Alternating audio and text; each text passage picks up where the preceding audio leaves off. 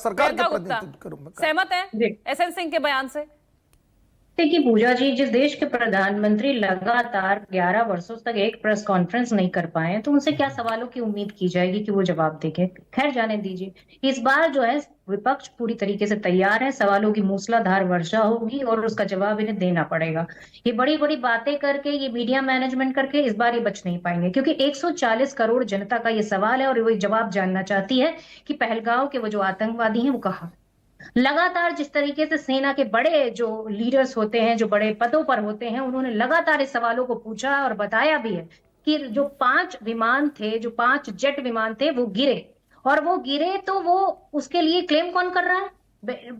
America के राष्ट्रपति बता रहे हैं कि भैया 5 विमान गिरे थे। आप देश की सरकार है, देश की सत्ता है, आप क्यों नहीं बता पा रहे हैं ये? इसके बारे में पूरी तरह जानकारी कौन देगा? लगातार चाहे सीडीएस अनिल चौहान हो, चाहे शिव कुमार कैप्टन हो, चाहे वो राहुल सिंह हो जो सेना के उपाध्यक्ष हो, चाहे अमरप्रीत सिंह जी हो, पूरी तरीके से उन्होंने कहा फाइटर जेट गिरे, पर उसके बाद लगभग 2 दिन तक हमें स्ट्रेटेजी बनानी पड़ी, उसके लिए राजनीतिक नेतृत्व जिम्मेदार है। दूसरी चीज उन्होंने ये भी कहा कि पाकिस्तान के पीछे सिर्फ पाकिस्तान ही नहीं बल्कि चाइना का भी हाथ है। चाइना और पाकिस्तान पूरी तरीके से एक है। रक्षा सौदों में जिस तरह की डिले हुई उसका जिम्मेदार कौन है? और ये रक्षा सौदों में जिस तरह के वादे किए जाते हैं वो समय पर डिलीवर नहीं किए जाते। इन सारे सवालों का जवाब आपको देना पड़ेगा। आज लड़ाई ये है कि पापा कौन है। ने कल कहा ना, जो भी आपके कंसर्न्स हैं जिस भी पॉलिटिकल पार्टी के, उन सब पर चर्चा के लिए सरकार तैयार है। बस सब जो चर्चा है वो नियम और परंपराओं के तहत होगी। सरकार इनकार तो नहीं कर रही ना?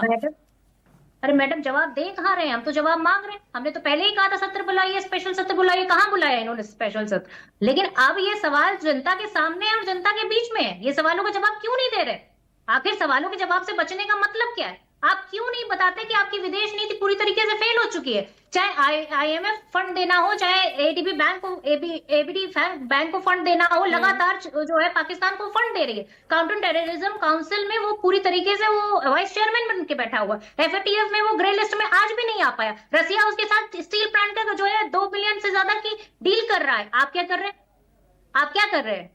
आप विदेश के दौरे कर रहे हैं, जिन देशों के नाम आप बोल नहीं पाते, उन देशों से आप जो है सम्मान बटोरते घूम रहे हैं। मणिपुर पे भी पूछा जाए तो मणिपुर पर सवाल का जवाब नहीं दे पाएंगे। बिहार में आइए, बिहार में लगातार जिस तरह की हत्याएं हो रही हैं उसमें पूरा रिकॉर्ड बना दिया है बिहार ने। लगभग अगर देखा जाए 6 महीने का जो आंकड़ा निकाला जाएगा उसमें 1300 से ज्यादा मर्डर हो चुके हैं, लगभग 200 से ज्यादा। नहीं तो विपक्ष चाहता क्या है भाई? किरेन रिजिजू साफ तौर पर कह रहे हैं कि हर मामले में प्रधानमंत्री को घसीटना उचित नहीं है। और यहाँ सिर्फ देखिए, पूरे विपक्ष की जिम्मेदारी है, संबंधित विभाग के मंत्री सदन में उपस्थित रहते हैं, जवाब देते हैं वो। अरे मैडम, जवाब कहाँ मिलता है हमें? मंत्री भी इधर उधर की बातें करके चले जाते हैं और उसके बाद जवाब कोई देता नहीं। आप बताइए कि बिहार में जो एसआईआर चल रहा है, स्पेशल इंटेंसिव रिवीजन, उसकी पूरी प्रक्रिया ही फर्जी है। आप ऑथेंटिक वोटर ढूंढ रहे हैं पर प्रक्रिया आपकी फर्जी है। फॉर्म पे सिग्नेचर बीएलओ कर रहा है, फॉर्म में डॉक्यूमेंट है नहीं। 2 फॉर्म की बात कही गई थी वो मिल नहीं रहे। आखिर आप वोटबंदी करना क्यों चाहते हैं? क्योंकि आप डरे हुए हैं, क्योंकि बिहार में लगातार जिस तरह की अराजकता फैली हुई है, मर्डर हो रहे हैं, उसके बाद आप वहां जीतने में असमर्थ हैं, इसलिए आप वहां चोरी से वोट चोरी करना चाहते हैं, बिहार में वोटबंदी करना चाहते हैं। अब आइए जम्मू कश्मीर पे। जम्मू कश्मीर पे हम कह रहे हैं कि भैया फूड राज्य का दर्जा आप क्यों नहीं दे रहे? अब क्या प्रॉब्लम आ गई है आपको? लेकिन उस पर जवाब नहीं है। उस पर आप जो है कांग्रेस के लीडर को पूरी तरीके से खदेड़ रहे हैं। बिल्कुल, इस बीच दर्शकों को दिखा रहे लाइव तस्वीरें और प्रधानमंत्री अब संबोधित करेंगे।